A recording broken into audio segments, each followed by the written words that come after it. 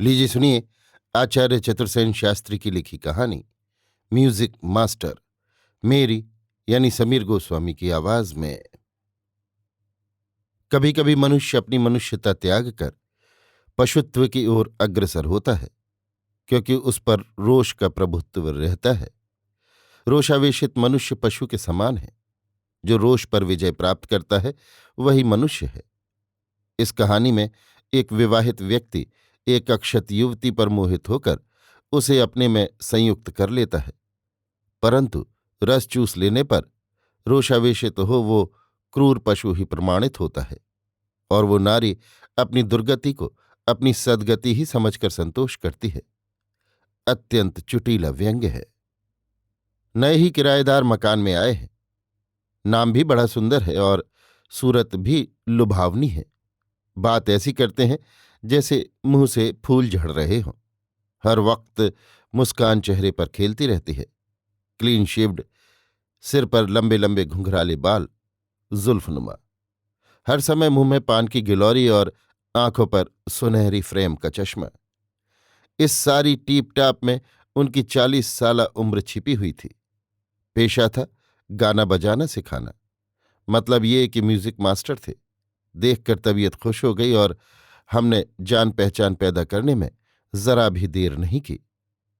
उसी दिन चाय पर बुलाया, साथ में मिसेज और एक 9 साला बच्चा। मिसेज को देखकर तबीयत और हरी हो गई। समझ लीजिए दावत में 4 चांद लग गए। गोरा चिट्टा रंग, बड़ी बड़ी आंखें, गुलाबी चेहरा, छड़ी सा बदन, मीठी चितवन, अनार की पंक्ति के समान सुबुक दांत, लिपस्टिक से रंगीन होठ, 18 साला उम्र, हंसनी जैसी चाल। दावत शानदार रही। मास्टर जी ने 1-2 गाने सुनाए। बहुत इसरार के बाद पुरलुत्फ गजल मिसेज ने भी सुनाई।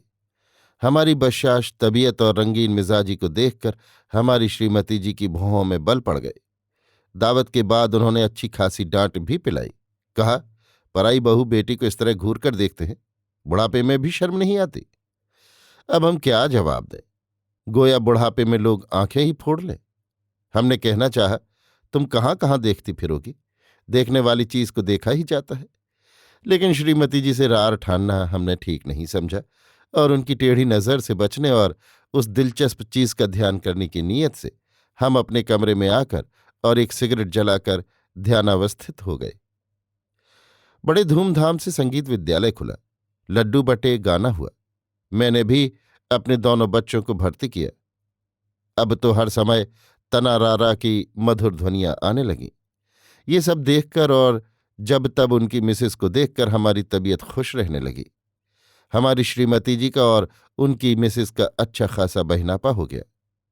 परंतु हमारी श्रीमती जी खुद तो उनकी मिसेस से खूब हंसती बोलती थीं, लेकिन उनमें हमारी दिलचस्पी जरा भी बर्दाश्त नहीं कर सकती थीं। हमें तो आंखों का सहारा ही काफी था। एक बात हमारी समझ में नहीं आ रही थी, 18 साला मिसेस का ये 9 साला बच्चा कहाँ से हो गया, तथा 40 साला मास्टर की 18 साला मिसेस की तो कहाँ बैठती है। श्रीमती जी से तो कुछ कहने का हमें हियाव नहीं पड़ा। हमने उस बालक से दोस्ती गांठ ली। काम आसानी से हो गया। 2-4 लेमन जूस पाकर ही बच्चा हिल गया। उसने बताया, हमारी असली माँ तो दूसरे घर में है, ये तो हमारी नई माँ है। सुनकर बड़ा कौतूहल हुआ और बच्चे की माँ में हमारी दिलचस्पी बढ़ गई। बहुत सी बातों का पता हमने जल्दी ही लगा लिया।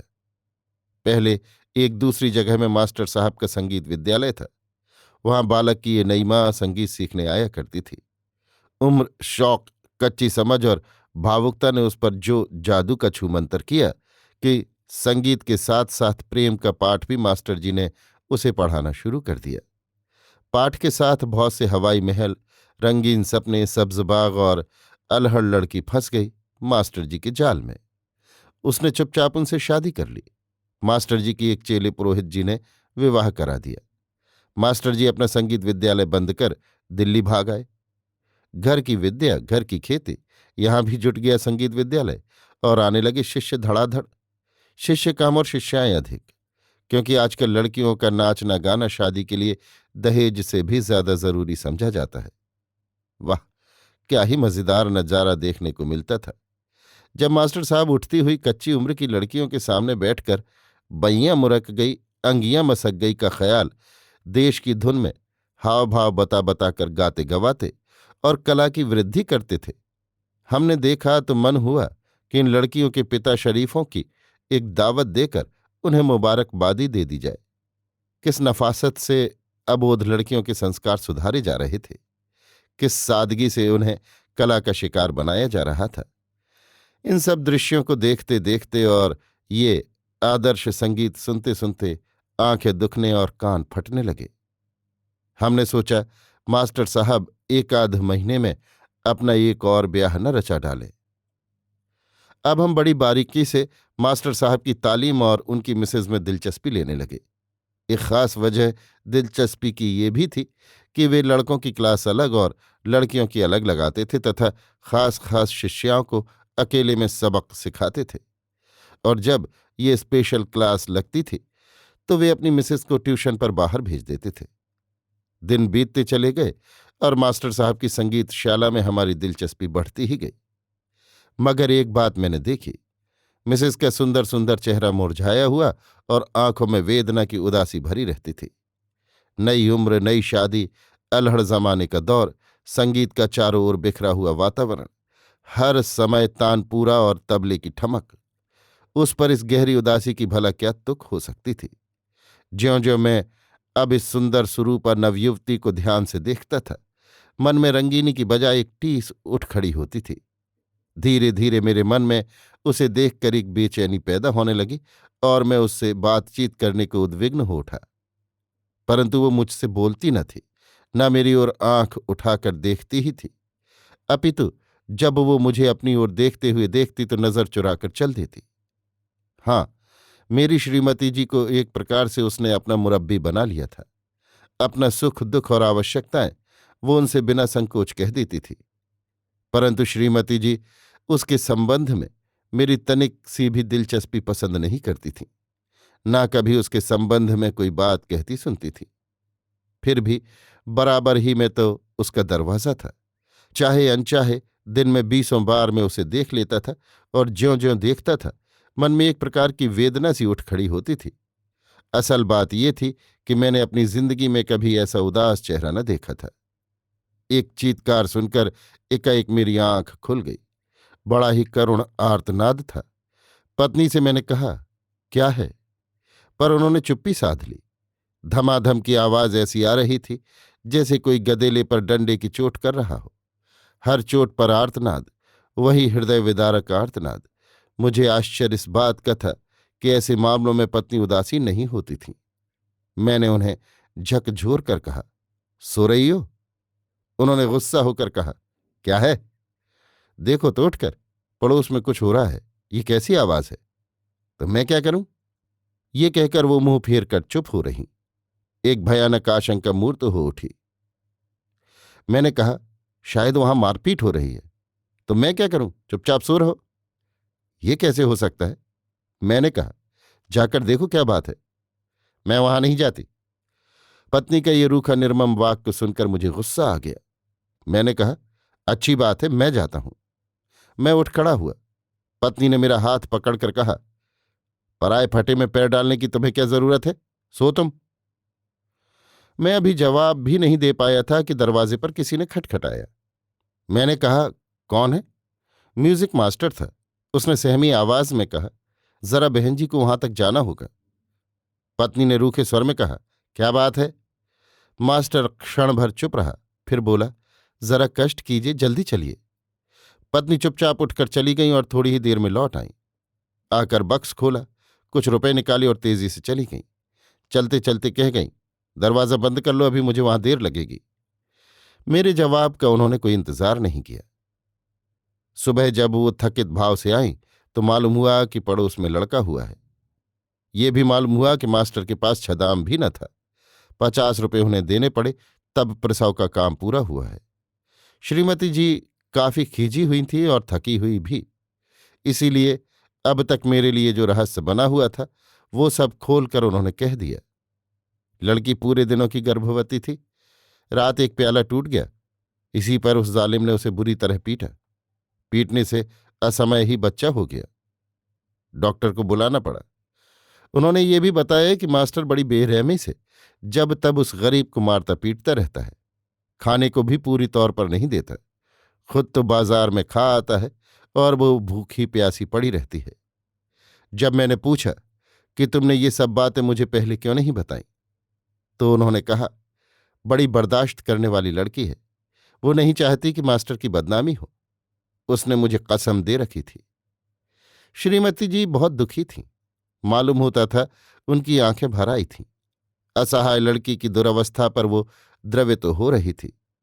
ऐसा मालूम होता था जैसे अभी रो पड़ेंगी। मन का उद्वेग रोककर वो मुंह फेर कर सो गई। गुस्से से मेरा शरीर कांपने लगा। मन हुआ अभी जाकर इस मास्टर के बच्चे की खोपड़ी गंजी कर दूं।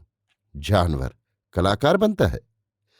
परंतु मेरा इरादा श्रीमती जी ने भांप लिया। उन्होंने कहा, इसी से तो तुमसे मैंने कहा नहीं था, चुपचाप सो रहो, सुबह सुबह शोर मत करो, लड़की की तबीयत अच्छी नहीं है, डॉक्टर अभी वहीं है। लेकिन मैं भला कैसे चुप बैठ सकता था।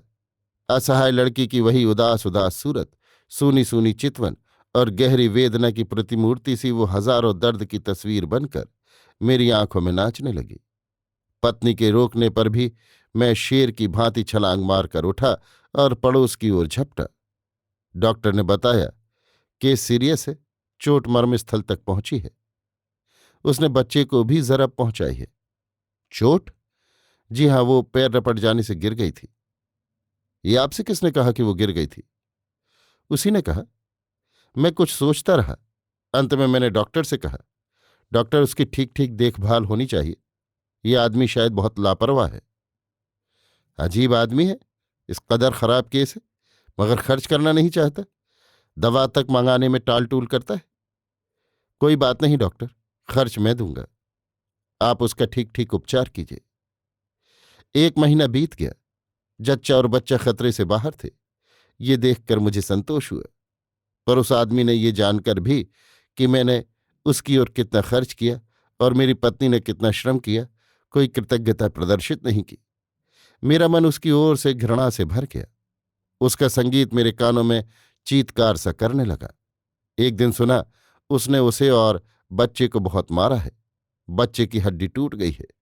सुनकर मैं अत्यंत व्यग्र हो उठा। पत्नी ने बहुत रोका, मगर मैंने पुलिस को फोन कर दिया। भला मैं कैसे अपनी आंखों के सामने मर्डर होने दे सकता था। किंतु पुलिस के सामने उस औरत ने बयान दिया। मैं बच्चे को लेकर गिर पड़ी। पुलिस को देखकर वो आदमी भाग गया था। पुलिस के जाने पर मैंने उससे बात की तो उसने रोते हुए कहा, बाबूजी, आप क्यों नाहक हमारे झमेले में पड़ते हैं? मैंने आप ही अपने पैर में कुल्हाड़ी मारी। अब ना तो मैं अपने माता पिता को मुंह दिखा सकती हूं, न किसी रिश्तेदार के पास ही जा सकती हूं। जैसा बनेगा अपनी गलती का नतीजा भोगूंगी।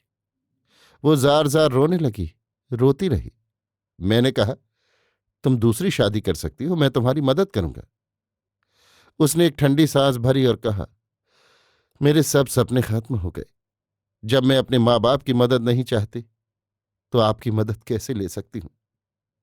ईश्वर के लिए आप मेरी गैरत का पर्दाफाश न कीजिए, ये मेरी आपसे आरजू है। बस आप चले जाइए। मैं बड़ी देर तक इस बात पर विचार करता रहा कि आधुनिक सभ्यता ने जो औरतों को आजादी दी है, उससे उनका कितना नुकसान हुआ है और कितना फायदा। एक जरा सी गलती करने पर भी औरतों का कहीं ठौर ठिकाना नहीं रहता, उसकी जिंदगी ही खत्म हो जाती है। अभी आप सुन रहे थे आचार्य चतुर्सेन शास्त्री की लिखी कहानी म्यूजिक मास्टर, मेरी यानी समीर गोस्वामी की आवाज में।